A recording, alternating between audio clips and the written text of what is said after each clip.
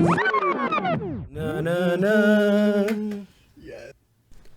What is good, everyone? Welcome back to the second episode of About That Action. Today, we are going to be talking about the NFL. We're going to be catching you guys up on news as we head towards the middle of the season. And you know what? I want to start off bad today. I want to start off Michael Jackson bad. I want to talk about the 5 teams that have not impressed us this far into the season. So let's go. The first team that I have is the Minnesota Vikings, and they are 1-5 currently. And basically with this, I'm going to tell you a little bit about each of these teams' losses by week, going over a little bit of stats, seeing why they lost. That way you guys have an idea on why I chose these teams as the 5 worst teams that I've seen this season so far. So starting off, number 1, Minnesota Vikings. Week 1, they lost to Green Bay. They gave up 364 passing yards, 4 touchdowns, 158 yards rushing, and a rushing touchdown. That's a lot of yards. That's a lot of touchdowns given up. Oof. The Vikings, week 1, they just got decimated. Offensively, though, they put up 259 yards passing, 2 touchdowns, an interception, 134 yards rushing, and 2 rushing touchdowns. I just want to say the third quarter was a little rough for them. They did not score, and it made it really hard for them to come back in the fourth quarter. They did put up a valiant effort, putting up 24 points in the fourth quarter, but like I said, it's just not enough when you're giving up stats like that to Aaron Rodgers and the Green Bay Packers. So week 1, the Vikings lost 43-34. The next week might have been the ugliest week for Vikings fans. It's really up for debate, but week 2, they lost to Indianapolis. They gave up 214 yards passing, 1 passing touchdown. They got a pick. They had 151 yards rushing and they had 151 yards rushing and then a rushing touchdown. So the Vikings defense, they did a little bit better. Was not enough to win the game, obviously. Offensively, Kirk had a horrible game. The man went 11 for 26, 113 yards passing, 0 touchdowns, and the guy threw 3 interceptions. That's just absolutely unacceptable for somebody that's being paid $84 million for a 3-year contract. So, did Minnesota get robbed? I don't know. I really don't know.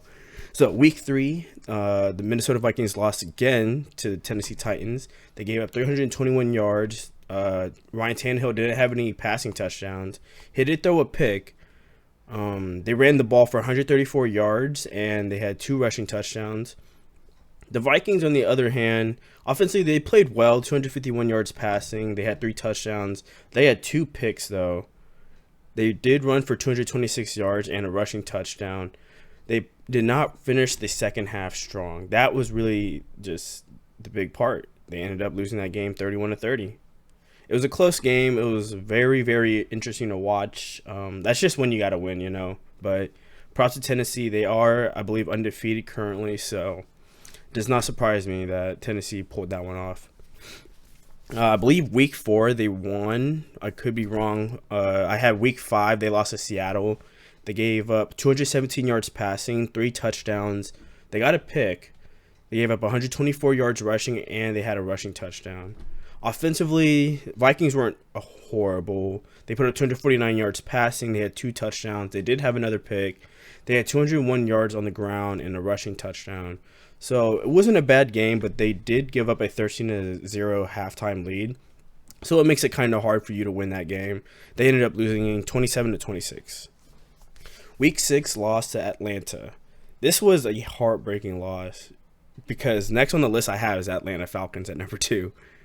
The Vikings gave up 371 yards, 4 touchdowns, 99 yards rushing, and they didn't give up a rushing touchdown. Offensively, they did okay. They had 343 yards passing. They did throw for 3 touchdowns. But where it really hurts is they had 3 interceptions, and they only had 32 yards rushing. You're not going to win any games playing like that. Trust me. And the score wasn't very close either. I believe Atlanta put up like 40 or something like that.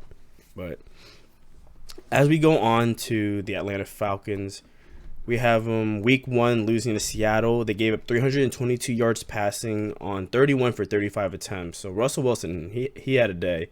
He also had 4 passing touchdowns. They gave up 84 yards rushing, and they had 1 rushing touchdown. Offensively, they had three players go over 100 yards, and Julio Jones, Calvin Ridley, and Russell Gage. Matt Ryan went 37 for 54. He had 450 yards, 2 touchdowns, and an interception. Rushing wise, they didn't do great. They did have 72 yards and a rushing touchdown, but they really struggled to find a score in the third quarter after they were down 14-12 at half, which is very manageable. So that game ended up being 38-25, about a 2-score loss. The next week they lost to Dallas, and this was just a bad game. So they gave up a 450 yards passing and 1 touchdown for Dak Prescott, 125 yards and 4 touchdowns on the ground. I believe Dak Prescott had like 3 rushing touchdowns that game or something like that, something crazy. Offensive. Oh, they did recover 3 fumbles as well. So they didn't play terrible on defense. They just got absolutely lit up in the second half. Offensively, they put up 273 yards passing. They had 4 passing touchdowns, 0 interceptions. They rushed for 133 yards, but they did not get any rushing touchdowns. And at half, they were actually up 29-10. And then in the second half, we know what happened. Ended up losing 40-39. So 30 points in the second half for the Cowboys, let them win by 1. Week after that, the Atlanta Falcons lost to the Chicago Bears. They gave up 307 yards passing, 4 touchdowns, had 2 interceptions. They had 130 yards rushing and no touchdowns. Offensively, the Falcons had 238 yards passing, 1 touchdown, 1 interception, 144 yards on the ground, and then 2 rushing touchdowns. They led 26-10 heading into the fourth. But, as the Falcons would do again, they let Chicago put 20 unanswered points on their head. 20 unanswered points in just the fourth quarter. The Chicago ended up winning that 30-26. And I just don't know how you do something like that. But, it is what it is. Week 4, they lost to Green Bay. Gave up 327 yards passing, 4 touchdowns. They had 88 yards rushing and no rushing touchdowns. Offensively, the Falcons had 285 yards passing, no touchdowns, no interceptions. And Matt Ryan got sacked 4 times for 36 yards. That's 9 yards a sack. And they had 78 yards rushing and 2 rushing touchdowns. They just played poorly in the first half, and then in the second half, they just were not able to find their confidence and just come back and win. So they ended up losing 30-16 against Green Bay. The last one I have is the 5th game that they lost, and that was 5 games in a row. They lost Week 5 to Carolina. They gave up 313 yards passing and 2 touchdowns. They also gave up 124 yards on the ground, but didn't give up any rushing touchdowns. Offensively, they had 226 yards passing. They didn't have any passing touchdowns. They did throw an interception, and there was about 166 yards rushing, and they also gave up a touchdown. So right now we have number 1 and number 2 Atlanta Falcons and Minnesota Vikings being 1-5. Honestly, I don't know who's worse between the two. Technically, the Vikings lost to the Falcons in a pretty convincing fashion. So, I guess that's why I probably had Minnesota at 1. But the amount of close games the Falcons have lost is just unbearable. And talking about losing close games, we have next the Los Angeles Chargers, who are currently 1-4. So their first loss was in Week 2 to Kansas City. They gave up 302 yards passing, 2 touchdowns, 125 yards rushing, but no rushing touchdowns.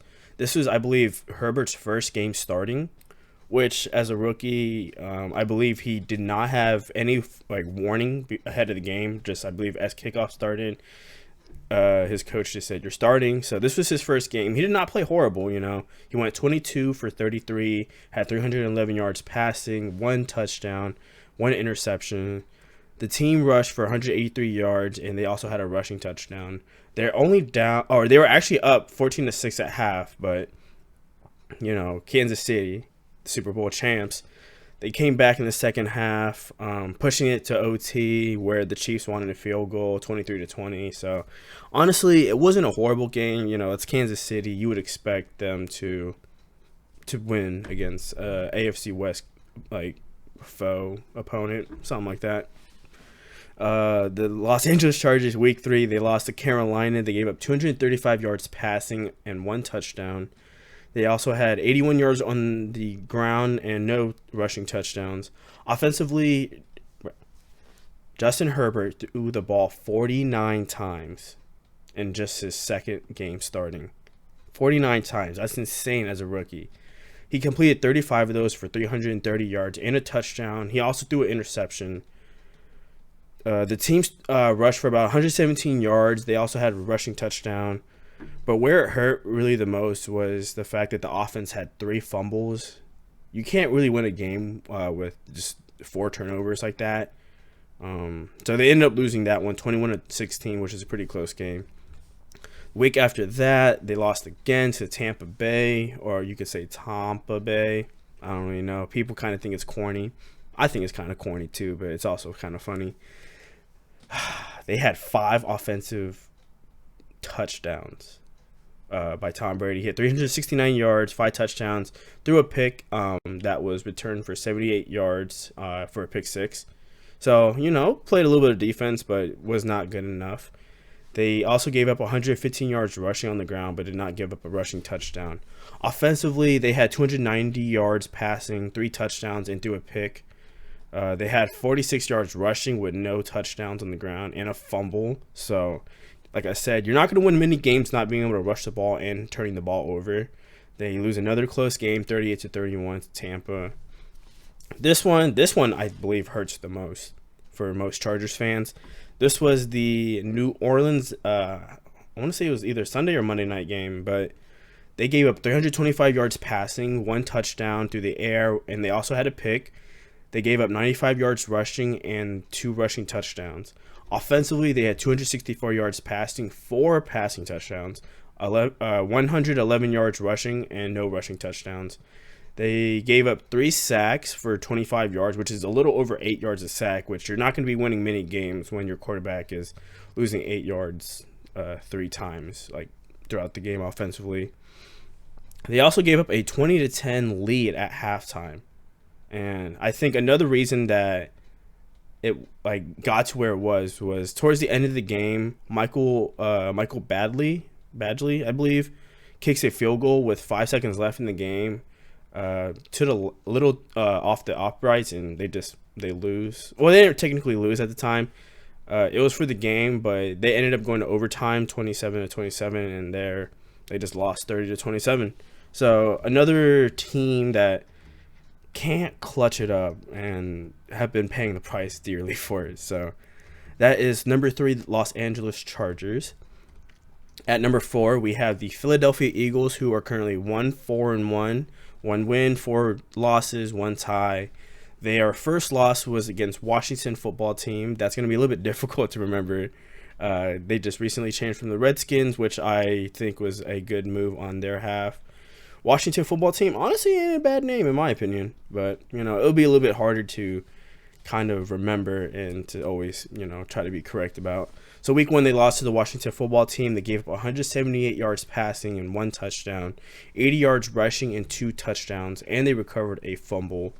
Offensively, they had 270 yards passing, 2 touchdowns and 2 interceptions, and an astounding 8 sacks.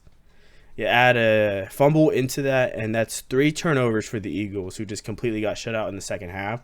So they ended up losing that game 27-17. That's not how you want to start off this season as an Eagles fan. But, it happens. So week 2, they lost to the Rams. They gave up 267 yards passing and 3 touchdowns. They also gave up 191 yards on the ground and 2 rushing touchdowns. They did recover a fumble. However, they also fumbled on the offensive side. So turnovers just balance out. Offensively, the Eagles put up 242 yards passing, no passing touchdowns, 2 interceptions, 121 yards rushing, and 2 touchdowns again. Again, they struggled in the second half, only putting up a field goal, so they ended up losing that game 37-19. Week 3, this wasn't a loss. This is technically a tie. They tied to the Cincinnati Bengals. They gave up 312 yards passing and 2 passing touchdowns. 48 yards rushing, and no touchdowns. However, they did sack Joe Burrow 8 times, which is showing that they have the capability of playing defense. They got to do it a little bit more consistently. Offensively, they put up 225 yards passing.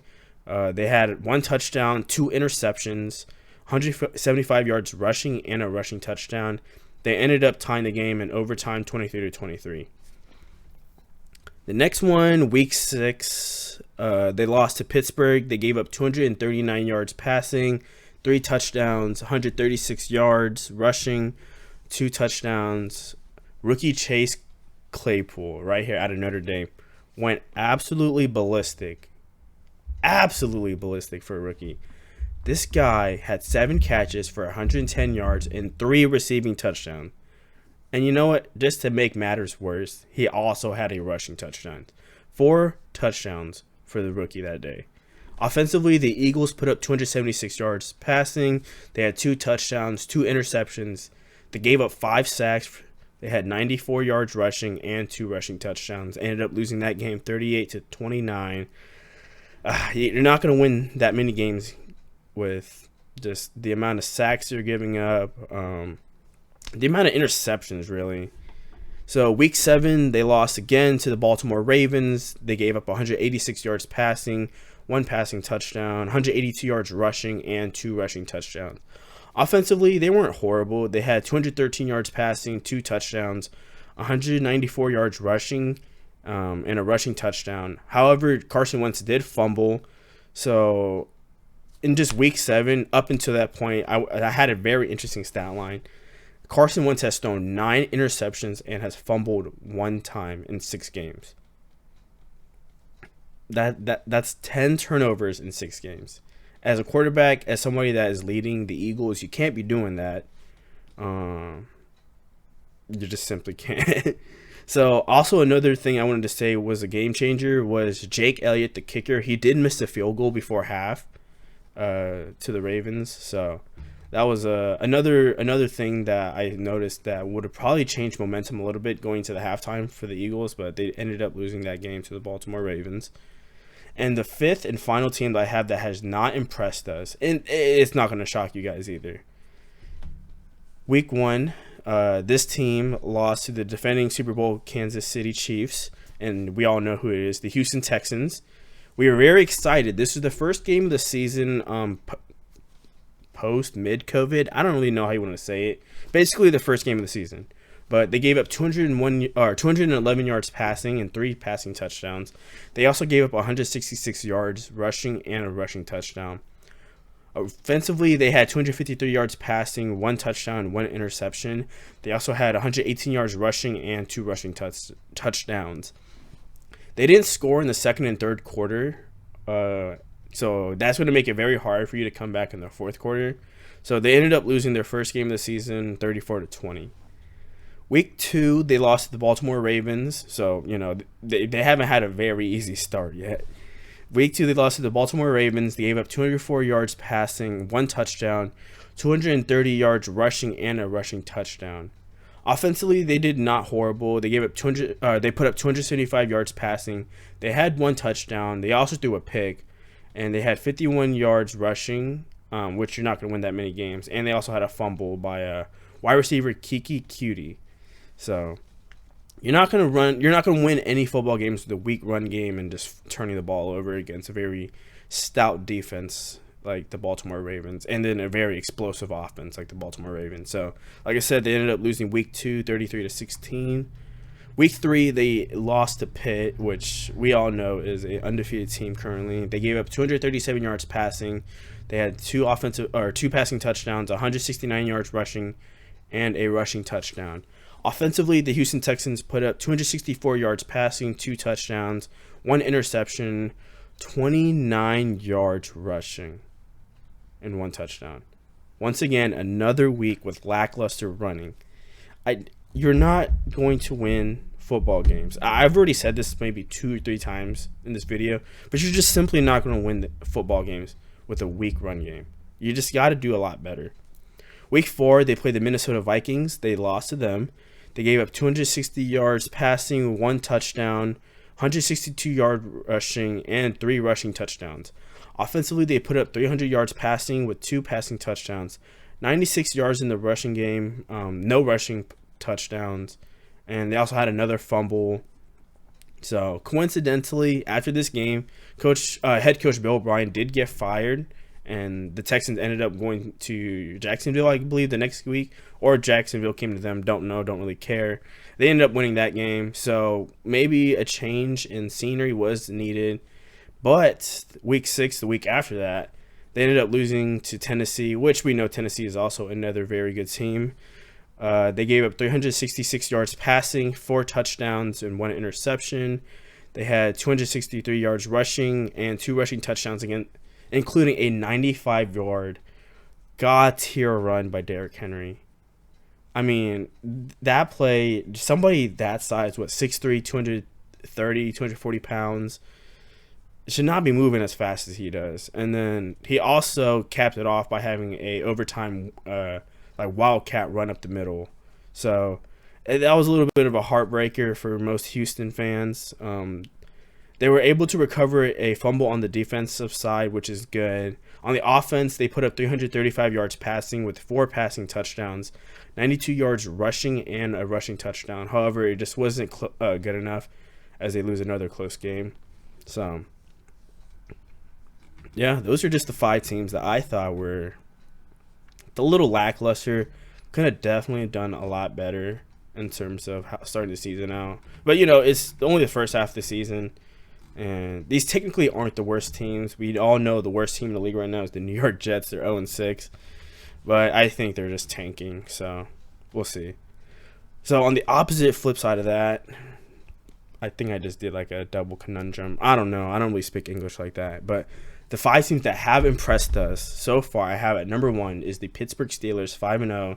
Leading the pack is the Steelers. This team is just very impressive, especially on the defensive side. I know they just lost Devin Bush, their linebacker, which is a huge blow to the defense, but their front 7 is doing very well, and then everybody in the secondary is just doing their part. So they're the only team to still be under 100 points in terms of defense given up. They're currently ranked number 1 with 94 points allowed. They have a point differential of 62, which is another reason why they're very successful. Most teams have very small point differentials, or they are in the negative. So being plus 62 is not a bad place to be.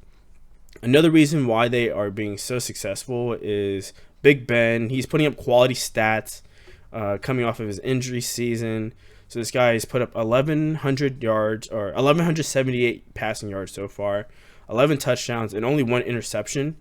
And surprisingly to me, when I found out that the leading receiver isn't former Pro Bowler Juju Smith, I was like, who could it be? It's Chase Claypool, the rookie. He has 17 catches, 335 yards, and 4 touchdowns. And he also has 2 rushing touchdowns. Another reason why they are doing pretty well is their kicker, Chris Boswell. He is currently 7 for 7 on field goal attempts, and then 17 for 18 on extra points. So he's not missing many kicks, and the Steelers are just rolling over teams, 5-0 currently. Not where I expected them to be, honestly, but they've definitely surprised me a little bit. The next team, it's not really a shock, but they are playing very well, is the Seattle Seahawks. They are undefeated, 5-0. I don't think any of us expect them to be as good as they were. We're definitely not shocked because we know that Russell Wilson is an MVP caliber quarterback. So I don't really know if this is, I said, this is not really a shock. This is just another team that's on the list that's up there.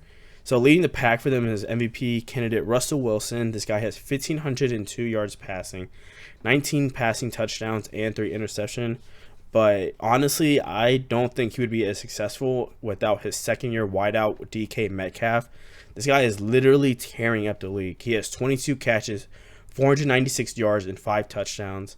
Honestly, I can only think of one bad play he's had, and I believe it was against the Dallas Cowboys. I want to say he ran like a deep streak route against Trayvon Diggs. Absolutely burnt the guy, and then caught the ball, let go of it somewhat right before it crossed the goal line. Trayvon was able to hawk him down, strip it out. I'll probably put the video up so you guys can kind of see it. Second down and 11. Wilson gets protection, airs it out. Metcalf is there, and it's knocked out of the back of the end zone. He also has came up huge for the Seattle Seahawks in big games. So, like, he had a game-winning catch, or technically a game-winning drive. He made a lot of big plays against the Minnesota Vikings. He had that game-winning touchdown. He had a couple plays beforehand on that same drive that did really well. In terms of running the ball, they were doing pretty well. Chris Carson has been very versatile for them when he is healthy. He has currently 3 rushing touchdowns and 3 receiving touchdowns, and they have about a 34-point differential on the season, which is pretty good. And like I said, the Seahawks 5-0. They're looking to continue their dominance. So the third team I have, and this is going to be a little bit of a reach, and I'm not 100% sure if I'm fully impressed with this team. It's the Cleveland Browns. I usually call them the Cleveland Clowns because I think that is a lackluster organization. I consider them a poverty franchise, but that's just me. But the Cleveland Browns are currently 4-2. I have them third on the list as like a very impressive team, or not a very impressive team, but a team that has impressed us so far. They are 4-2. They're not playing horrible football. They're not playing great football either. They're just doing enough to like be there. So Baker Mayfield is completing about 60% of his passes, which is one of the lowest like completion percentages based off of all the quarterbacks on this list. In terms of being like in the top 5 impressive teams for me, he has put up 1,095 yards passing, 10 touchdowns, and 6 interceptions. They have a 2 running back system in Kareem Hunt and Nick Chubb, which has somewhat been successful to an extent. They also have a promising running back in Dearness Johnson. He's very explosive, very patient. Kind of reminds me of Le'Veon Bell when he kind of runs, when he's just looking through what holes and gaps there are that his offensive line is putting out. But like I said, when Nick Chubb is healthy, he's not been playing horribly. He does have a fumble compared to Kareem Hunt. Kareem Hunt doesn't have any fumbles, so it's not horrible. In terms of stat line, Kareem Hunt has ran the ball 387 yards on 83 attempts and has 3 touchdowns. Nick Chubb has 335 yards, very similar to Hunt, but he's done it on 57 attempts and he has 4 touchdowns. In terms of receiving, they're not doing crazy well. The quarterback isn't playing great. Odell did have an impressive game against the Cowboys, but throughout the season, they've just been a little lackluster. Jarvis Landry doesn't have any receiving touchdowns. He has a passing touchdown, but you didn't bring Jarvis Landry in to throw the football. You brought him in so he can catch the football, and that's just not what he's been doing very well with the Browns. So I don't know if it's a personnel thing. I don't know if it's just Cleveland. Maybe Jarvis is washed. I don't think he is. I don't think Odell's washed. I just think that the Cleveland Browns, they're not doing something correctly on the offensive side. But yeah, in terms of that, what I think is personally making the Browns very, very competitive is the guy that they drafted a few years ago, Myles Garrett. This is one of my favorite players in the league right now. I think he's definitely a top 5, top 10. I think you'd probably put him for top 5 like DNs in the league right now. This guy is insane. He has 7 sacks on the season. He has 7 tackles for losses, 19 tackles, 3 forced fumbles, and 2 fumble recoveries. This guy is everywhere that you need him to be. When you watch him, he plays with so much aggression. He doesn't let go of once he has his hands on the QB, he's most likely bringing them down. So Myles Garrett is probably the main reason why the Cleveland Browns are 4-2 right now. The number 4 team that I have that has impressed us is the Buffalo Bills. They are 4-2. Their first 4 weeks were actually very impressive to me. Their last 2 games, that's why I have them so low on the list. The last 2 games they've lost have not been very pretty. Technically, their 3rd game with the Raiders, or 4th game with the Raiders, wasn't very good either, but the Raiders are 3-2, so it's not as bad as everybody is thinking. Right now, their first 4 games, they play with a lot of swagger. Young quarterback Josh Allen, I think it's his 2nd or 3rd year. He's playing pretty well. Was playing playing pretty lights out. Especially if you have him on fantasy, he's been putting up numbers. This guy has 1,711 yards passing, 16 touchdowns and 4 interceptions. He is also leading his team in rushing touchdowns with 3. So I believe the only other running back on the team that scored in terms of rushing the ball is Devin Singletary. I think like second or third string running back TJ Yeldon has a receiving touchdown, but that's about it. So right now, Josh Allen is the offense in terms of the Bills right now. Stephon Diggs, the former wide receiver for the Vikings, he is playing very comfortable in Buffalo. He has caught 42 balls for 555 yards and 3 touchdowns. When you watch Diggs play, it looks effortless out there for him. It's just Josh Allen getting him the ball, and then kind of just having the whole offense click. But they need to be a little bit more consistent, I would say is the word. Defensively, we know what they're about. They have a good defense. They just got to be a lot more consistent. They currently have a negative 12-point differential, but based off the last 2 weeks, I think it's just a little slump. If they play how they did the first 4 weeks, I think they'll be a lot better. So the last and final team I have on this list, and this is going to be a little bit biased, but as a Raiders fan, they are definitely on this list. They have impressed me through 5 weeks or 5 games. I'm not going to say that I'm fully bought into this team. As a fan, I am, but as like just somebody that watches football, you got to like keep in mind that it is the Raiders. At the beginning of the season, I had the Raiders when they moved to Las Vegas either going ballistic or playing like hot ass, like garbage ass. Okay, I had them anywhere between going 10-6 and going like 2-14. So right now we're 3-2 and not horrible. Currently 3-2, and they lost back-to-back games against the Patriots and then again to the Buffalo Bills.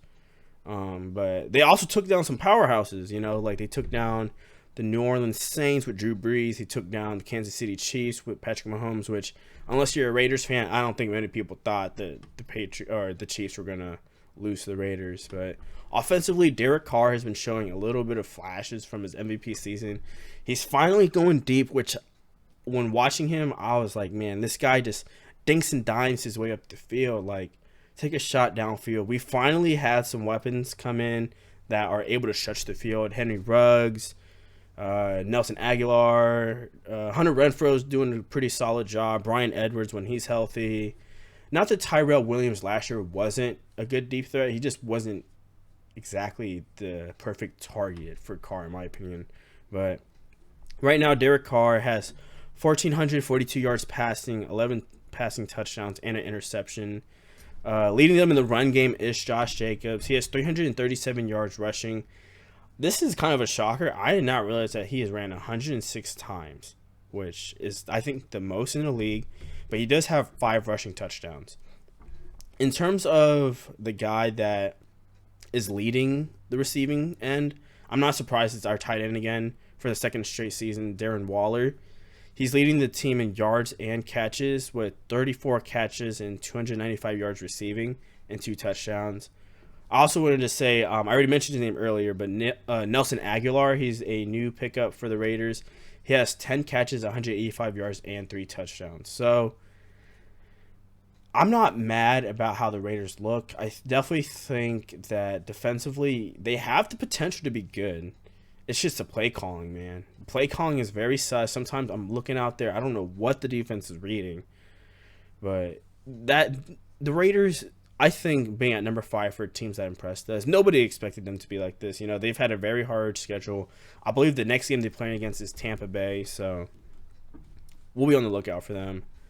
The next segment that I did want to talk about for people that are just tuning in and or catching up in terms of the NFL, we want to talk about the 5 MVP frontrunners currently right now, and this is thanks to oddshark.com.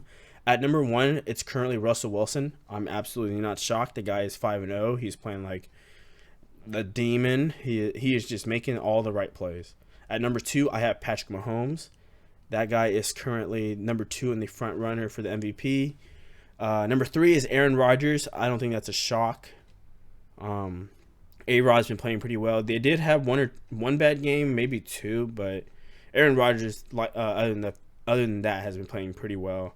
Number 4 is Lamar Jackson, the former MVP. I'm not surprised he's down this low. The Ravens haven't been playing like up to their standards as of last year, but it's a lot harder to kind of keep that same momentum like every year. So Lamar Jackson is number 4 on the MVP race. I think he can go up from here, or he could go down. I think he'll head up in the upward trend.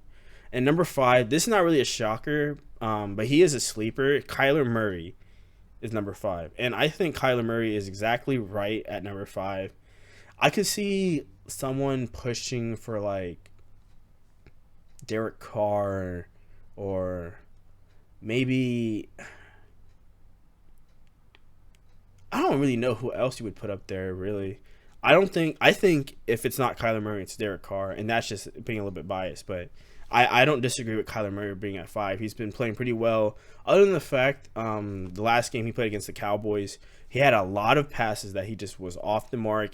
I also think it was a communication issue, so hopefully they can get that in check. But that last game against the Cowboys, he did not have some of the best throws. But the offense was able to be explosive, and their defense was explosive, so I'm not surprised that Kyler Murray is sitting here at number 5. I also want to talk about the top 5 rookies currently right now, and this is according to CBS Sports, their NFL page. At number 1 is Joe Burrow, quarterback, Cincinnati. I'm not surprised. This guy was the consensus number 1 pick out of college last year at LSU. Looked like God last year in college football. He's not looking horrible here. He just needs a lot more help from Cincinnati. Offensively, they need, I don't know if the term is better weapons. I think their weapons need to be utilized better. Their offensive line isn't great yet. I know they've been picking up pieces slowly here and there, but I feel like once the offensive line is situated a little bit better and then they figure out what they're doing in terms of like skill possession, I think Cincinnati would do well. I think Joe Burrow most likely will be Rookie of the Year, considering the fact that he started every game so far. Justin Herbert follows him as number 2, quarterback for the Los Angeles Chargers.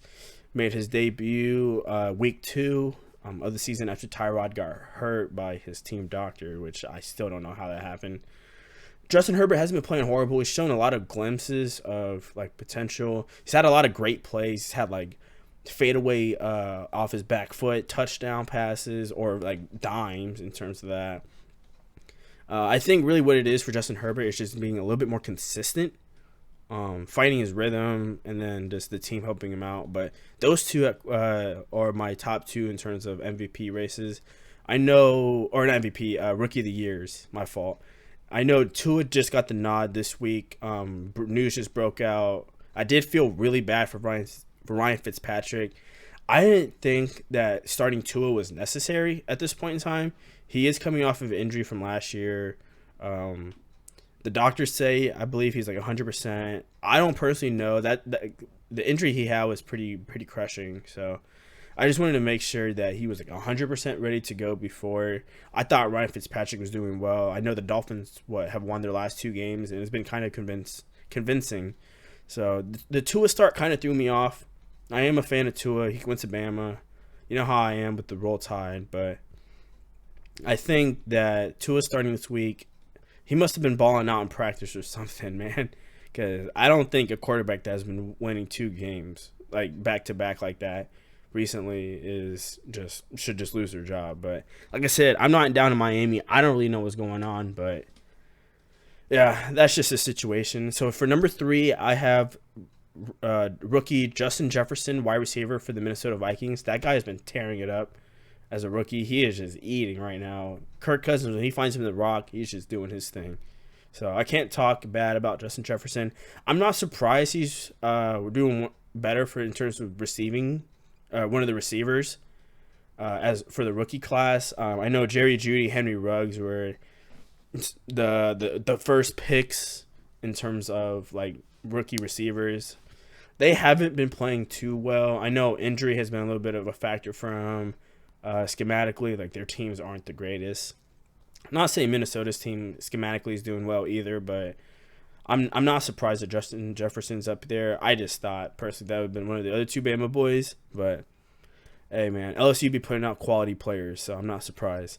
At number 4 is another wide receiver. It's CeeDee Lamb for the Dallas Cowboys. he has been playing pretty well behind like Michael Gallup and Amari Cooper. CeeDee Lamb has shown lots of like potential flashes. I've seen some film, or at least just watching the game, where he's open, but like Dak Prescott or like Andy Dalton didn't see him and they just didn't hit him. But I think CeeDee Lamb is perfectly fine at number 4. He's in an offense where he's not really the primary target. They're going to be looking more at Zeke or Amari Cooper or even their tight end. I think his name's like Schultz or something like that. So CeeDee Lamb, he's doing pretty good as a rookie. And the 5th rated rookie right now is Mike Onwenu. He's the offensive lineman. I believe he's an offensive guard for the New England Patriots. I believe they had him step up, even though he was drafted in the 6th round, I believe, out of Michigan. He's doing pretty well there. I watched him film. He's just doing his job, under a Bill Belichick system. So not too surprised there. So those are your top 5 rookies: Joe Burrow, Justin Herbert, Justin Jefferson, CeeDee Lamb, and then Mike Onwenu. So the next topic we're going to talk about is the worst division in football, and I think we all know who that is. It's the NFC East. They are hot ass. At number 1, and this is how you know they're hot ass. The number 1 team in that division is 2-4. And can you take a wild guess? The Dallas Cowboys. 2-4 leading that division. Number 2 is the Philadelphia Eagles. They are 1-4-1, 1 loss, or 1 win, 4 losses, 1 tie. Number 3 is the New York Giants. They are 1-5, abysmal. I don't even know how this is possible, but Washington football team is 1-5 too. So really, that division has been beating each other up, but they're also just not good, man. I know they're plagued with injuries. I know that football is not what football is right now, but to be 2-4 and be at the top of your division, like, imagine like a playoff team coming in that's like 6-10. Like, that would be wild, I just couldn't see something like that happening. In terms of some injuries, there have been so many injuries.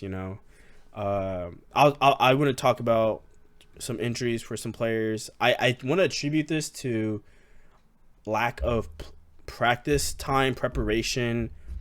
A lot of people I see online talk about preseason games. I don't really know if preseason games are it.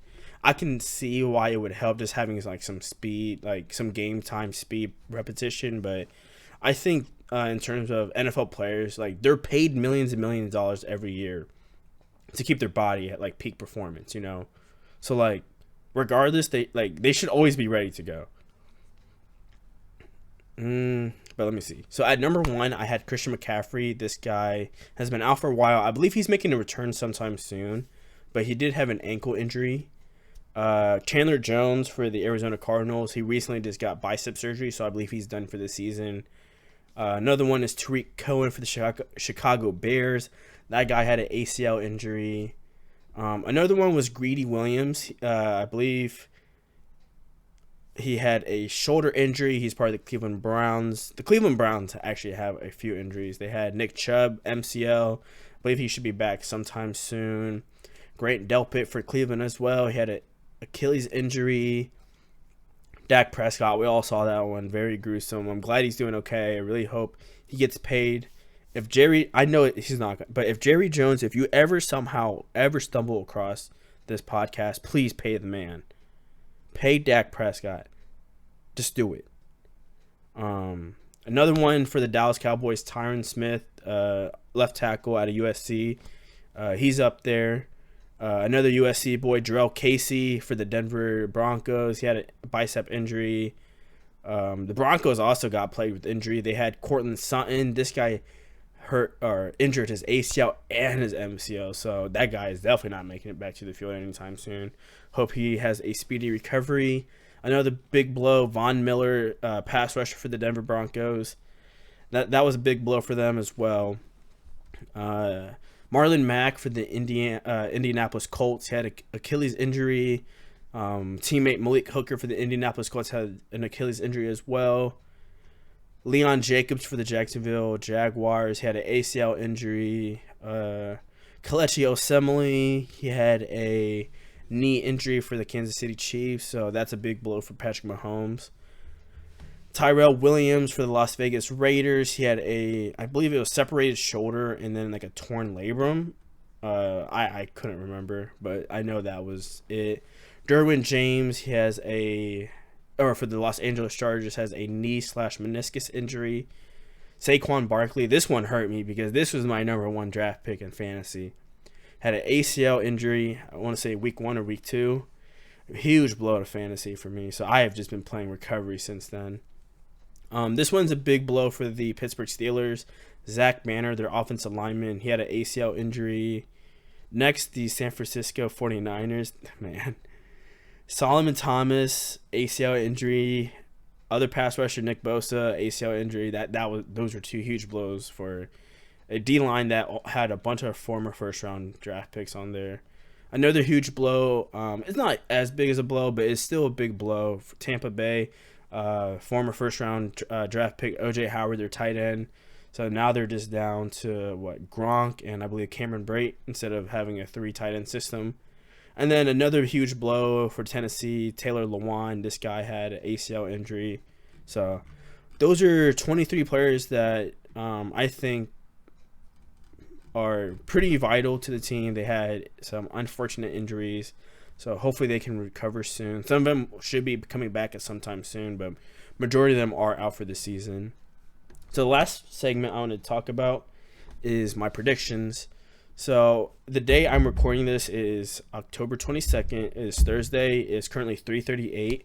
The New York Giants and the Philadelphia Eagles are going to be playing in a few hours. I want to say maybe 4 or 5 hours from here.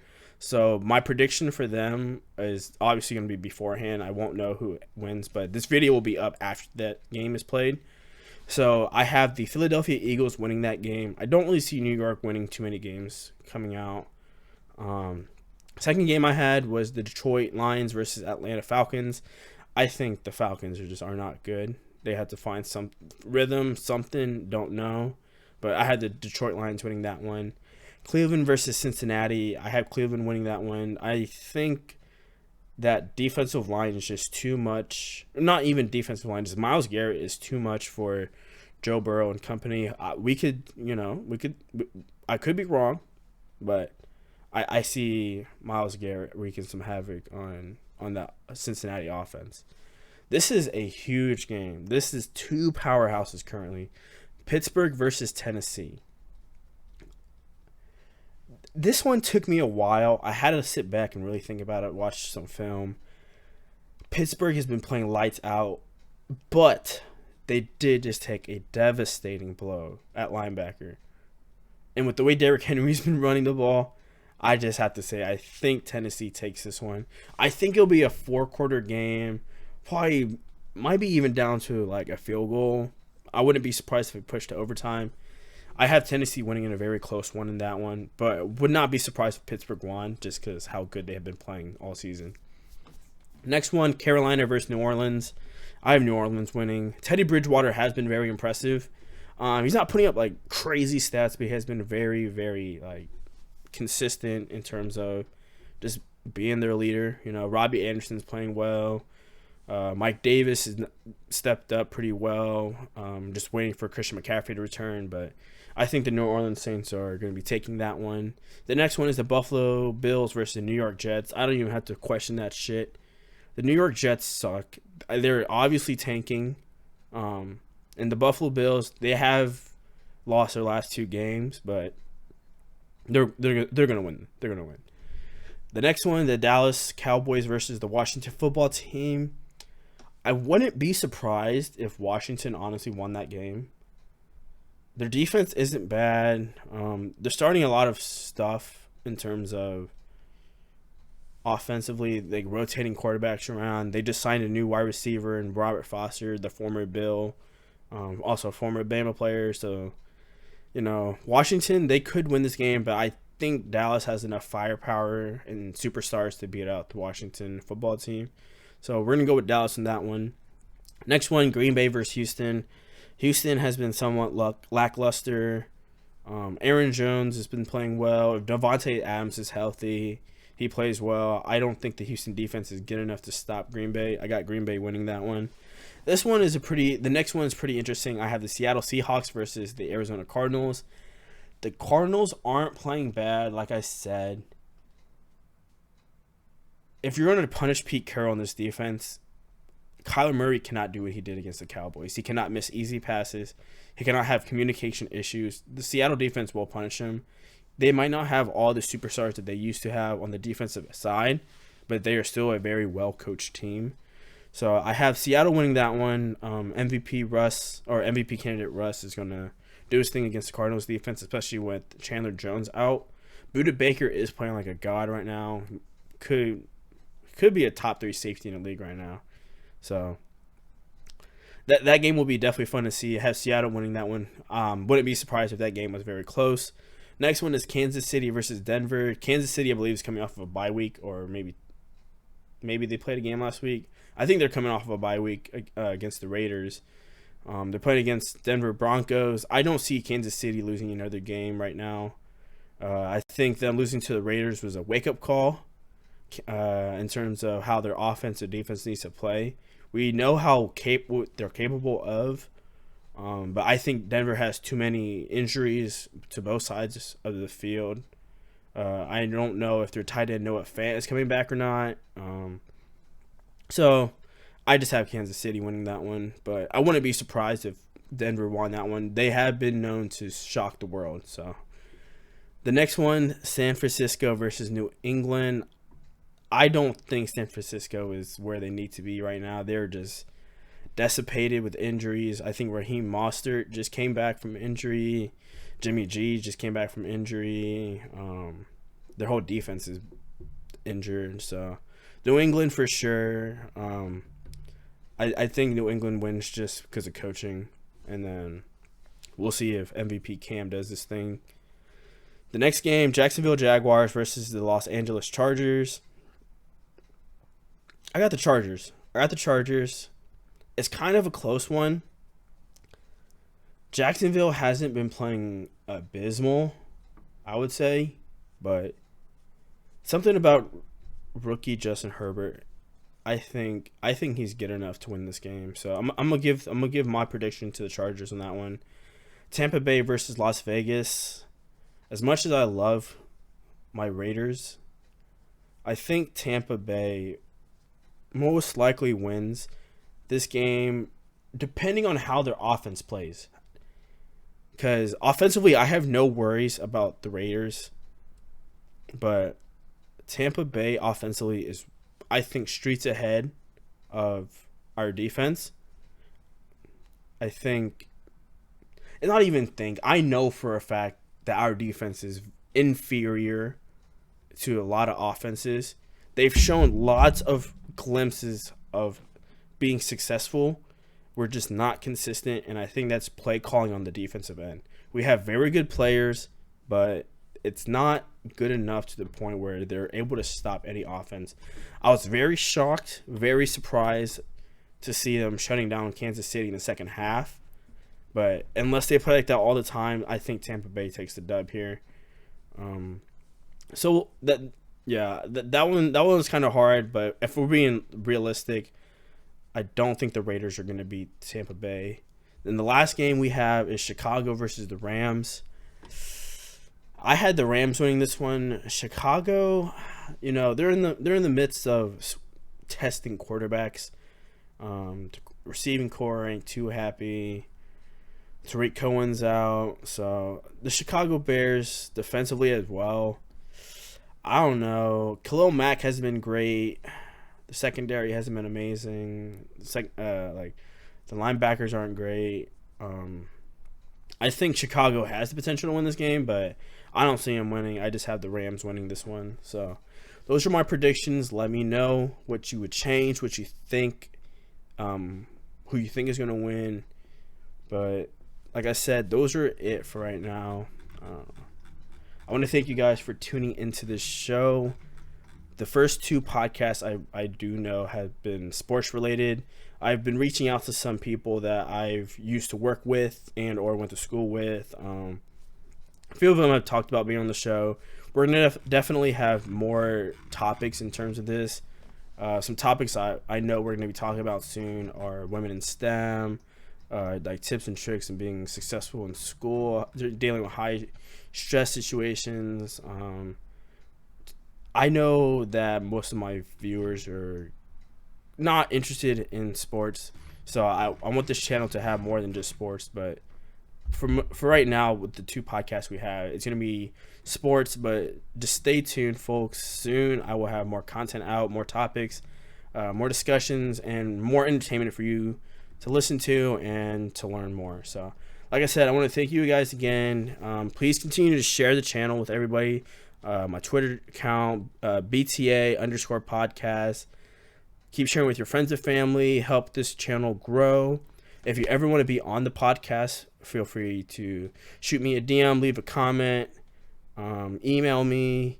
I would love to have people on the show to just, give a platform for people to talk, have their ideas and whatever they have in their head or heart, just to express it, But like I said, thanks for watching. Stay tuned. I love you guys, and I'll see you soon. Na na na.